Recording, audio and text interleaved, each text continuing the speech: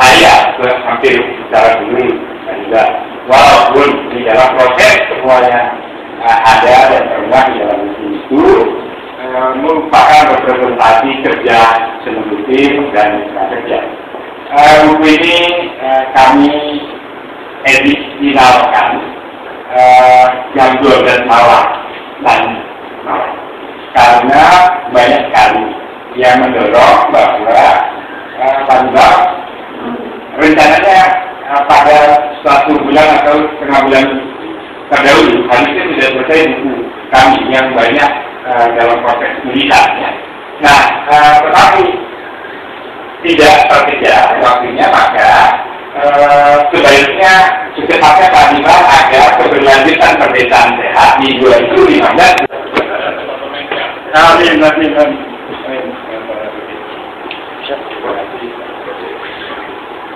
Ya. Ini pembicara. Belum ada. Ya, berarti ya. Ini satu lagi deh. Ya, pembicara.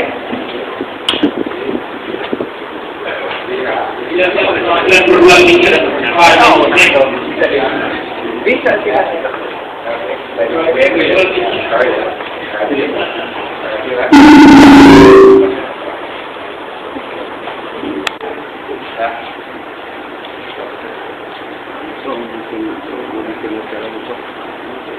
Semoga bermanfaat.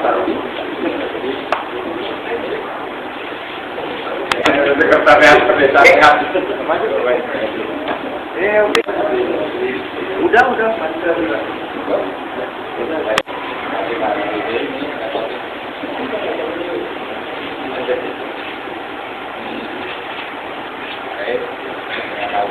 Makasih semua. Ini saya ingat kalau sudah di atas 35, maka hati-hati akan terjadi sosial antivirus. Tapi sekarang dengan angka 43, ternyata Jogja masih bisa senyum. Jadi berarti ada sesuatu hal perubahan daripada masyarakatnya sudah menjadi semakin realis.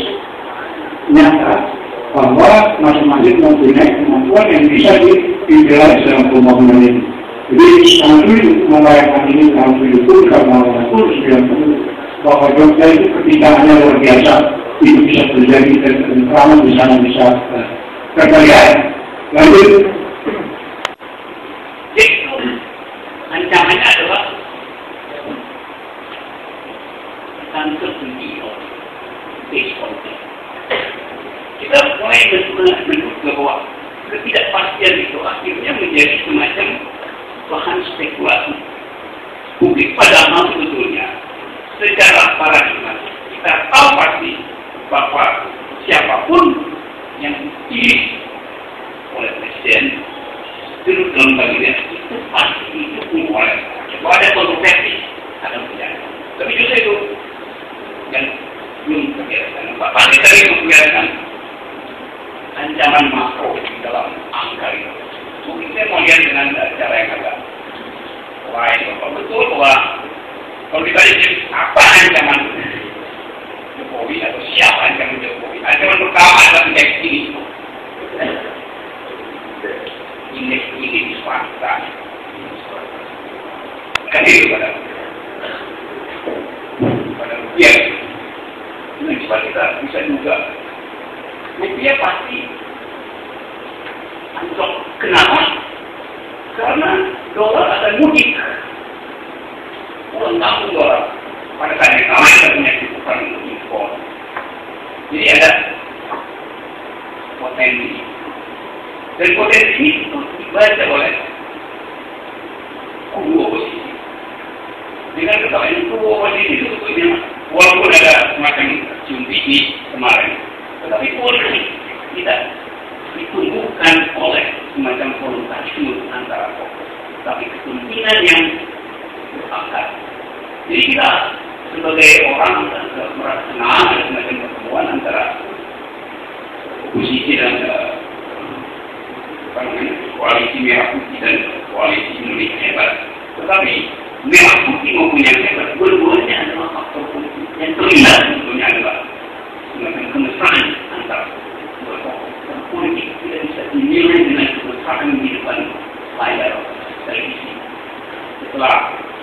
itu ditampilkan di publik, pasti masing-masing pihak masuk ke ruang rapat dan mengevaluasi akibat dari keputusan itu.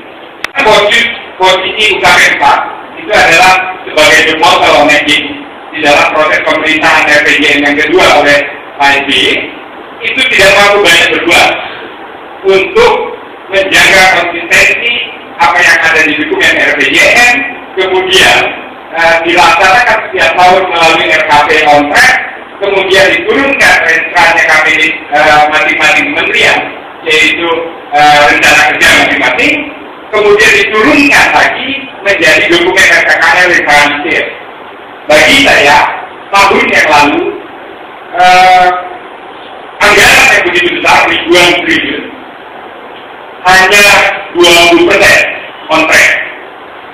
Belum dari ketepatan pilihan kebijakan, belum dari kebocoran.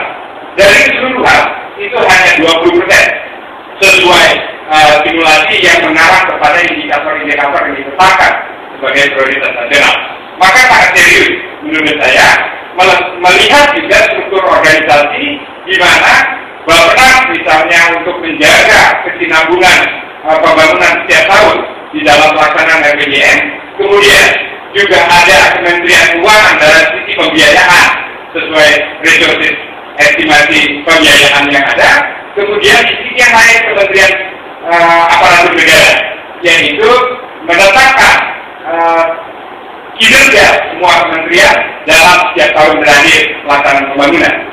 Karena di spanduk ditulis seperti itu, saya mau tidak mau harus bicara dari perspektif dalam tanda kutip orang dalam, kira-kira gitu.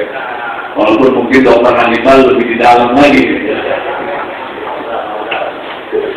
Saya bawa buku yang kerangka akademik Jalan Perubahan yang disusun oleh saudara Cornelis Lai dan kawan-kawan. Di dalamnya itu ada 31 chapter dan diperas kemudian menjadi 9. 9 itulah yang kemudian disebut nawacita, ya, nawacita, ya. Nah, kira-kira dari 9 itu dia peras lagi. Biasanya orang nasionalis itu suka peras-peras, ya. Seperti Soekarno memeras Pancasila jadi Trisila, diperas lagi jadi gotong royong. Dan saya kira pola pikir ini mungkin masih dibawa oleh para pendukung Jokowi yang dipimpin hari ini masih secara simbol ideologisnya adalah Megawati. Dan saya membaca akan ada ancaman antara Jokowi dengan Megawati. Saya melihat ancaman itu dari dua aspek. Ya, pertama ancaman yang ideologis, ancaman benar-benar ancaman, ya, sungguh-sungguh yang bisa membuat kabinet ini jomplang. Ya. Yang kedua ancaman yang sifatnya pragmatis. Ya, ancaman pragmatis itu bisa diselesaikan dengan transaksi-transaksi politik. Saya kira itu adalah tipikal politik ya parpol pada hari ini. Jadi dua ancaman itu yang saya ambil secara garis besar. Bahwa ancaman yang utama adalah perilaku politik pragmatis oportunis. Yang tadi sudah sebenarnya disinggung oleh Bunggo. Artinya nggak semua hal yang dicanangkan dalam strategi 9 nawacita Jokowi ini akan berjalan ideal ketika itu sudah bersinggungan dengan kepentingan pragmatis oportunis elit politik yang melingkarinya, ya kan? Nah, di situlah akan muncul persoalan. Karakter atau perilaku demikian secara internal juga akan berhadapan atau bertarung dengan kelompok-kelompok mungkin dalam tanda petik sedikit agak minoritas, kelompok yang idealis kritis yang memang akan mengusung program Jokowi ini sukses dalam pengertian yang sesungguhnya 9 nawacita. Nah, jadi bahaya yang besar mengancam itu perilaku elit politik yang pragmatis oportunis yang bisa melahirkan perilaku korupsi dan sebagainya. Itu secara internal. Kalau secara eksternal saya kira semua sudah bisa saling memetakan, semua sudah bisa saling menganalisis. Yang harus diwaspadai di dalam lebih serius ke depan dalam perjalanan kepemimpinan Jokowi dan JK itu pemulihan politik dari kawan karena perilaku elit politik yang pragmatis dan oportunis. Iya, karena memang kapitalisme ini sudah menjadi darah daging gitu. Bisa berbentuk mafia, bisa berbentuk hantu, bisa berbentuk zombie. Contoh kalau di Nikas mafianya ada MR, Muhammad Esa. Kalau koruptornya mungkin ada Setia Novanto kalau di parlemennya. Jadi permanen itu untuk menjaga supaya ini Jokowi ini jalan pemerintahannya.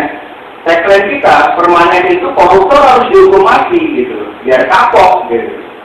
Walaupun yang namanya revolusinya akan memakan anak kandungnya sendiri. Jadi Jokowi itu nggak boleh lepas dari tagline bahwa dia presiden rakyat. Itu yang harus dia jaga gitu. Nah kalau dia mau itu bisa dijaga oleh serangan-serangan kelompok-kelompok yang menjadi tangan-tangan imperialisme kapitalisme itu tadi, liberalisme dan otoritarisme itu tadi, ya gabung dengan kita-kita yang 80-an yang memang dikader untuk istilahnya berjuang membela rakyat, yang betul-betul membela rakyat itu. Jadi saya kira permanen ini angkatan 80-an yang nggak pernah kena kasus korupsi, ngebelain koruptor, jadi anteknya koprador. Jadi kita betul-betul 90% angkatan 90 ini masih pada konsisten gerakan yang pro kepada rakyat. Kalau ditanya apa, mungkin kita akan menjawab itu musuhnya dalam bidang ekonomi dan juga politik. Kalau kita ditanya siapa atau kita buat figurifikasi dari hal ini, mungkin kita akan menemukan yang istilahnya tadi disebut kapitalisme dan birokrat. Saya pikir ini dulu pernah juga dibahas. Mungkin Pak Rocky juga pernah tahu ini, sebagai saya juga dari filsafat bahwa ini pernah diberitahu oleh Cak Angkit dalam bukunya Dan relawannya Prabowo Hatta. Dan alhamdulillah sampai hari ini kemarin saya kerja sampai pertemuan Prabowo dan Jokowi terrealisasi, maka saya sudah tidak kerja lagi, back to basic. Saya ingin menyampaikan bahwa ada satu tren di Asia Tenggara kalau nggak salah bahwa peran negara harus lebih besar. Makanya dalam nawacita juga Pak Jokowi mengharapkan ingin menghadirkan kembali negara ke masyarakat karena begitu banyaknya konflik yang terjadi pasca reformasi. Produknya kembali bahwa Bapenas kemudian kependudukan dan lain sebagainya menjadi satu prioritas ukuran bagaimana sistem kesehatan itu menjadi pelayanan publik yang sampai di tingkat itu. Produknya kemudian apakah kartu Indonesia itu adalah solusi bagi program kesehatan Jokowi?